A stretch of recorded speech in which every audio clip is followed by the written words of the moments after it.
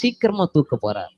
அவருடைய கரத்துக்குள்ள எவ்வளவு உண்மையா நீங்க அடங்கி இருக்கிறீங்களோ அந்த கரம் அவ்வளவு உறுதியா உங்களை சீக்கிரம் தூக்கும். சொல்லுங்க, நான் சீக்கிரம் மேல வரப்போறேன். வர ஆரம்பிக்கும் போது சிலர் ஏதோ இந்த தப்பெல்லாம் பண்ண மாட்டேன்னு நீங்க, ஆனா சிலர் பண்ணிட்டீங்க, விழுந்துட்டீங்க. ஆண்டவர் சொல்றாரு, பரவாயில்ல, என் கைக்குள்ள வாங்குறேன், என் கைக்குள்ள வா.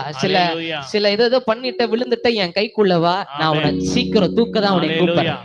சீக்கிரம் உங்க ஆண்டவர் இந்த வார்த்தையை சொல்றதுக்கு காரணம், நம்ம விழுந்து கிடப்பது மனுஷங்களுக்கு ஆசை, நம்ம எழும்புவது ஆண்டவருக்கு ஆசை.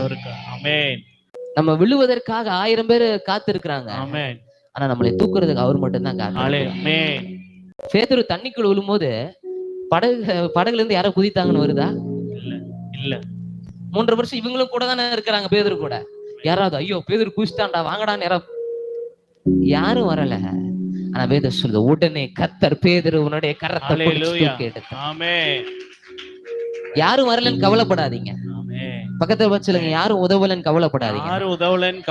யாரும் கை கொடுக்கலன்னு கவலைப்படாதீங்க. உடனே நீ விழுந்த உடனே, உன் ஜீவன் ஆபத்தில் இருக்குன்னு அவருக்கு தெரிந்த உடனே உன்னுடைய கரத்தை பிடித்து உன்னை மீண்டும் கர்த்தர் எழுப்புவா.